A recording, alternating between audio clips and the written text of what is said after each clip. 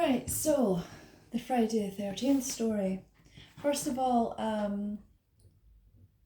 might have been playing a little bit rough yesterday.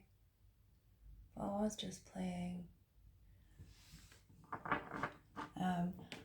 I'll leave the link in the description for the response. So my subscriber very kindly, out of the goodness of his own heart, provided an explanation for Pascal, for which I'm extremely grateful. It was very interesting, actually. So many thanks, much appreciated.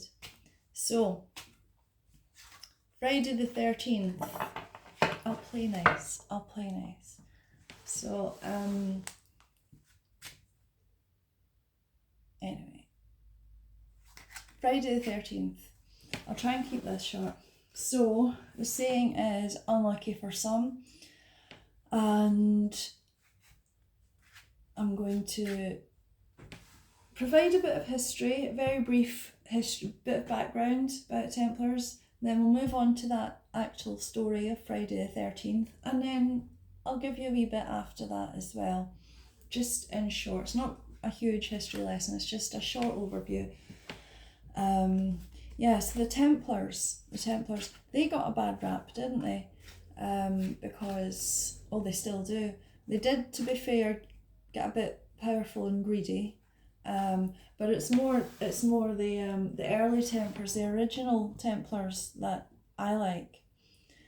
And now, if we go back to the original Templars, I'm going back, when I looked at this was about 20 years ago, so my details might be a bit sketchy. Do your own research.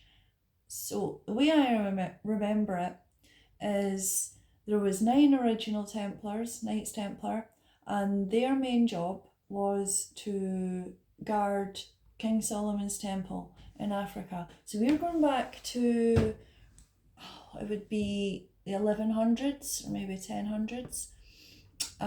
Maybe slightly early. It could even be in the 900s. It's round about, that's how early it was, before Wallace time. So their original job was to guard King Solomon's temple of Africa. King Solomon, who was, I don't know if he was married, but he was, his girlfriend at least, if she wasn't his wife, was Queen of Sheba. And if I remember correctly, they had a son called David, who was of David and Goliath fame. But again, check that out, because it was years ago I looked at it. I'm doing all this from memory. So there was 9, I think, original Templars.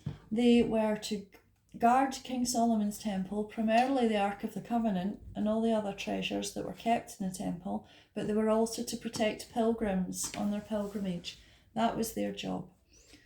So the Ark of the Covenant, incidentally, I'm sure we've all heard of that.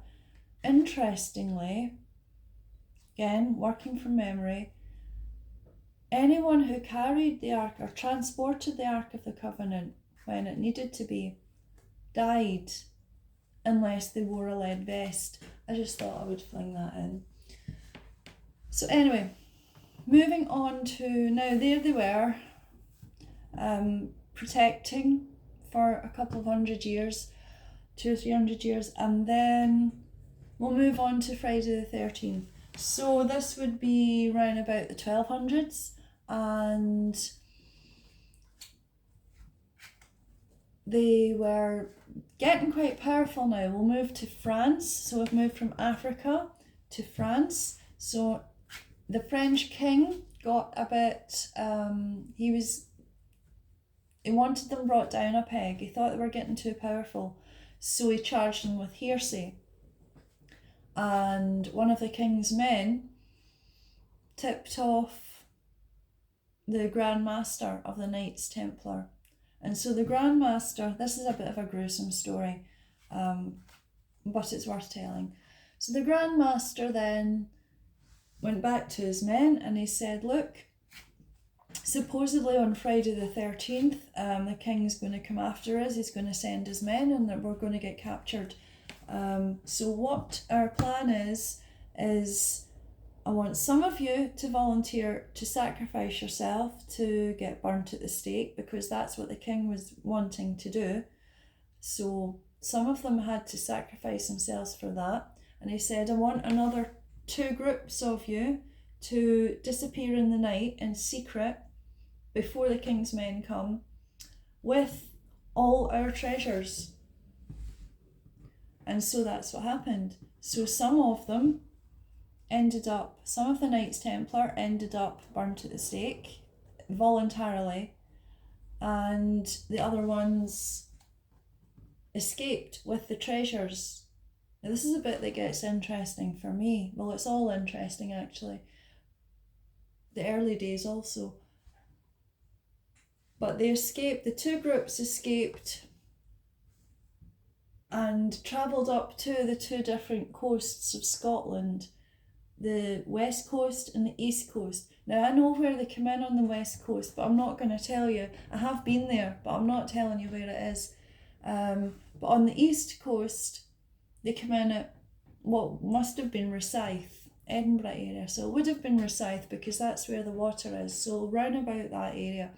And what they did was they built Rosslyn Chapel. You will have heard of Rosslyn Chapel, I would imagine. I've been there a few times myself before it got famous, and it is some place. I mean, it's full of vibes. What a place! Rosslyn, the village itself, is an amazing place. But the chapel, Rosslyn Chapel, is an amazing place also. And I'll tell you something interesting about it. They even made a BBC documentary about it years ago. When you go into Rosslyn Chapel, you've got all, as you can imagine, it's a church with arches, and in the arches are wee carved cubes with decorated, and those are supposedly musical notes to be played in a certain order, to create a certain harmony. So that's interesting. Another interesting thing about Rosslyn, apart from its general vibe, is the fact that, now this was built in the 1200s, remember, they have ears of corn carved into the walls. This is before Columbus found America, I'm just saying. So make of that what you will. So I find all that interesting. And when they built Rosslyn Chapel, they built it they were very particular, they built it at a certain angle on a certain piece of land. And the land that they built it on was deliberately, supposedly, on ley lines, which, if you don't know what ley lines are, they are like natural energetic fault lines. And they built it at a certain angle to fall in with whatever purpose they wanted.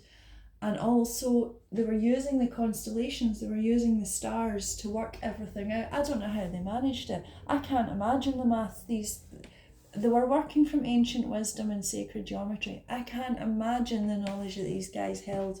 But I know where they got it. They got it from the Gnostics, a way back. If we go back to King Solomon times, that was before Christianity. The precursor to Christianity was the Gnostics, and that was a cross between what we know as Christianity now and paganism. So it was kind of based in nature, but it had a lot of Christian attributes as well. So and ancient wisdom, they used an awful lot of ancient wisdom. I can't imagine sacred geometry as well. We could delve into all that, but it'll be too long of a deal. I've been down many, many rabbit holes. It's all extremely interesting, to me anyway. But I just thought I would share that story about Friday the 13th on Friday the 13th. So how many minutes did that take me? Let me see. Oh, that's inside 10 minutes. That's not so bad.